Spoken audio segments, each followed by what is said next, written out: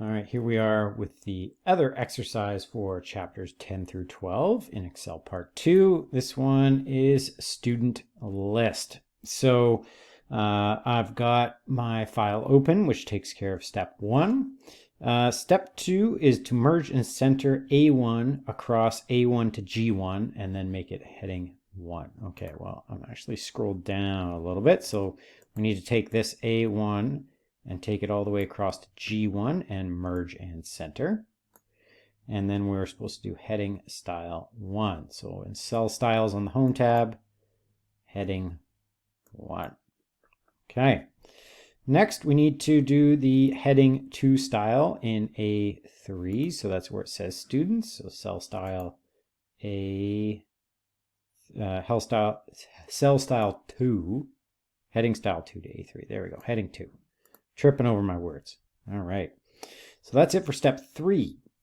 Step 4 is we need to insert 3 columns between the last name and street address columns. So I'm going to highlight street address and hit insert 3 times. 1, 2, 3.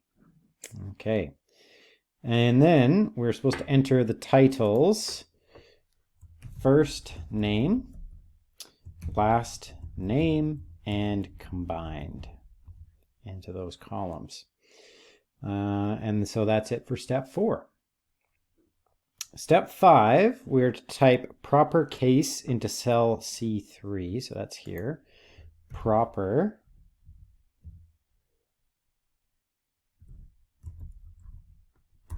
and then we're going to merge that from C across to E. And then also apply, now we're applying heading style 3 to this one. So cell styles, heading 3. Okay, that's it for step 5. So far, not so bad. Step 6, apply the 60% dash accent 1 cell style to the headings in row 4. So that would be all of these. Cell styles, 60% accent 1, which is there. Done that. Okay, now we get into some non-formatting items. So the first thing is we want each student's first name to be in proper case in our student list. Use the proper function in C5 to modify the student's name in A5 into proper case and then fill it down. Okay, so equals proper and pull out the first name and close my parentheses. And now the first letter in the first name is capitalized, and we'll fill that down to the bottom of my list. All right, looks like it worked. That's it for step 7. Step 8, we want the last name to be in uppercase and use the upper formula in D5 to make the last name in B5 uppercase and then fill down. Okay, so we need to use upper, grab the last name, close our parentheses. So now we have Spencer in capitals and we fill that down as well. All right. Perfect. I'm just going to auto fit that so it fits in nicely all the way top to bottom. All right. So now we're on to step 9, and we want to include a column with each student's name with their last name first, followed by their first name. Okay, so that's in this combined area.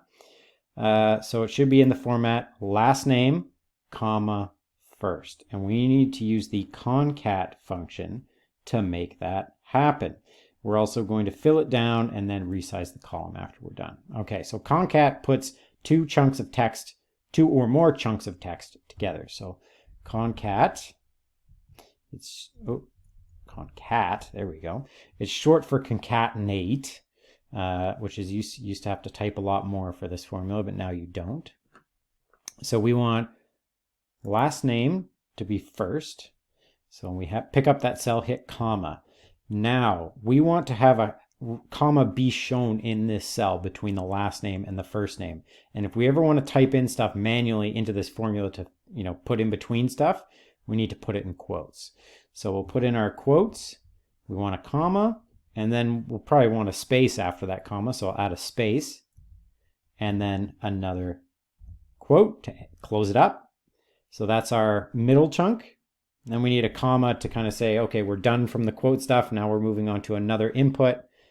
And I'm going to grab the first name from there. Okay. So if I close that up, let's see how it worked. Auto fit it so we can check. There we go. Last name, comma, space, which we added in our quotes, and then the first name. We'll fill that down. And then we'll auto fit the cell because people have longer names than others. All right. So that's it for step 8. Okay. The next thing is the database where we pulled our students' information from is all lumped into one spot, which we don't like. So we are going to split it all out. We're not going to do it manually. We're going to do it quickly using the text to columns function. So we've got to highlight all our addresses and go to the data tab and text to columns because we're going to have it fill out across here. So text to columns, and we'll use the wizard. So the information is delimited because we have commas between the different chunks. So we have delimited selected, hit next, and our delimiter thing in between our chunks is a comma. So I'll choose comma, and we'll see in our preview, it likes what we just chose, which is fantastic. Okay. Then we'll hit next. And this is where you can choose to, either not import stuff or format it different ways. General formatting is fine for us, and then we just hit finish. There we go. Street address here, asbestos, and all the city names here, and the province there. So I'll just auto fit these so they look nice. There we go. And we have a problem though, right? So we have province and postal code here, but we want postal code to fall in its own column. So we have to do our text to columns again. Again, it's delimited. There is something in between, and that something in between is a space. So we have a space before, and then a space in between the two things. So we can move forward like this, but we'll select this first column and say do not import because we don't need a blank column because there's a space in front of things. Okay, so it'll have all the provinces and then the zip codes, postal codes, hit OK, and it looks fantastic. So there we go. I'll just auto fit these things so they look nice. All right, this is the most complex part here. So we're going to make, so we like to have our students have a specific student code assigned to them. The student code is the student's initials, so first initial, last name initial, followed by a dash, then their province, followed by a dash, and then the last 3 letters of their postal code. It should all be formatted in lowercase, and we should use the right, left, concat, and lower functions to build it out. Okay, so let's do this in chunks. So we're not going to worry about the lowercase yet because I know if I'm done my formula right, I can wrap the entire thing in the lower formula to get it lowercase all at once. So I'm going to just do concat first because I'm chunking things together. So the first thing I want to do is grab the first initial. Okay, all I have is the first name. So I need to pull the left character off that name. So I'm going to put in the left formula. Grab the first name, and you'll see it says number of characters, but it's in square brackets, meaning you don't need it. Well, if you leave it blank, it's just going to pull the first thing off of it, or you can do comma and then 1, meaning the first one. So this comma 1 that I'm doing is optional in this case.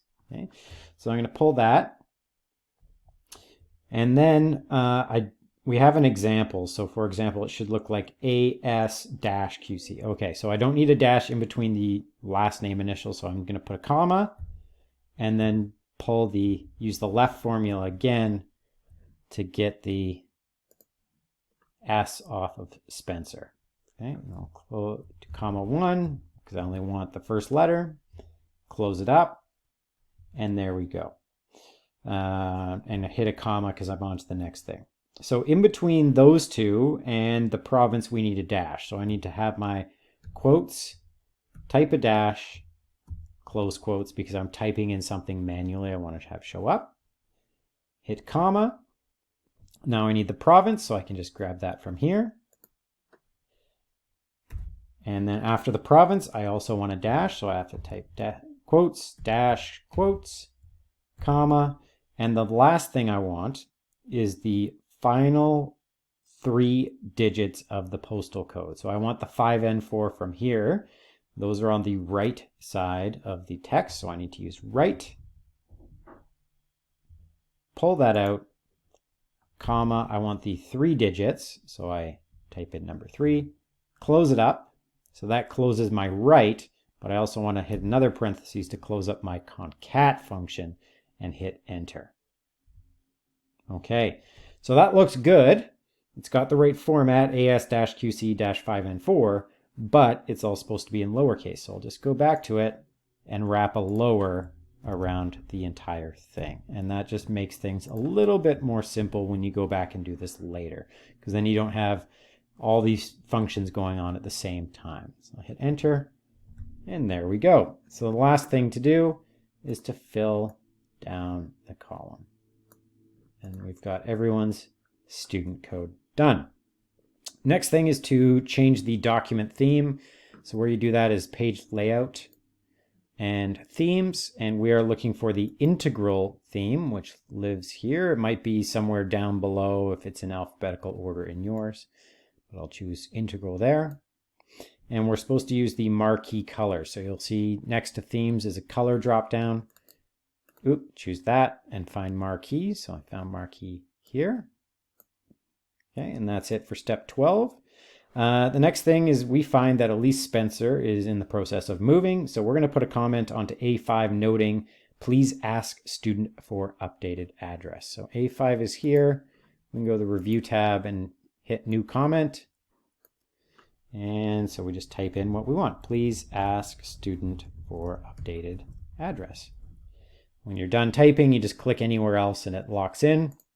And as you hover over that cell, you can see your comment, and the little red triangle in the corner lets you know that there's a comment there. That's it for step 13. Step 14, we're going into the document properties to update it for the info in the instructions. So we go to the File menu, Properties, and hit that drop down and go to Advanced Properties and start typing it in. So title, Student List Winter 2021. We want the author to be your name, so I'm going to type in my name. And then company, we're putting in Okanagan College. All right, so that's it for that. We'll go back. Next, we want to insert a background using the school.jpg file provided. So if we're in the page layout, go to background and navigate to where you saved that file on your computer. So I know where I saved mine. There we go. Hit insert. And there we go. We've got a background. Next thing we want to do is in step 16 now is modify heading 1 to be 20-point font. So back on the Home tab, Cell Styles, and we're going to go to heading 1 and right click on that and modify. So we want that to be 20-point font. So we have to go into Format and Font, and we need to go down in our list and find 20-point font. Hit OK. OK. And now this is bigger. And then heading style 2, we want to be 16-point font. So we just have to do the same exercise for heading 2. Modify, Format, Font, and we're told 16. So let's grab 16 from there. OK, OK. And you can see the students one has been increased in size. Step 17 is we're going to check our document for errors. So we can do that in the File menu. And you'll see check for issues. So click on that and hit inspect document. And it just gives you a warning. You should save first. So I'll say, yeah, sure, just save my file. That's great. And now you just get to check or uncheck which things you want it to look for. I'm going to accept the defaults, hit inspect. Okay. So in our instruction, it says don't remove any comments or document properties identified. Okay, well, it says comments, document properties are two of the things that it's found. So we'll just skip those. Scroll down, everything looks good. Oh, custom XML. Let's remove that and hit close because we're done. All right. Last step where we need to do things. So we are going to unlock the cells F5 to I-24 to allow updates for the address details. So F5 is here, all the way to I, and then down to 24. So basically all our column there. And we are going to right click and format cells to go to protection, where we can unclick the locked cell there to unlock our cells. Okay, hit OK. Now we are supposed to protect our sheet. Sheet protection is on the review tab. So protect our sheet. We're told we are supposed to use the password 128. So I'll type that in, hit OK. It asks us to confirm our password, 128. Okay, now our sheet is protected. And the next thing, we're going to protect our workbook structure with the same password. So protect workbook. We have structure clicked. 128 is our password. 128 is our confirmed password. And we are done. So we can save and close. We'll finish the exercise.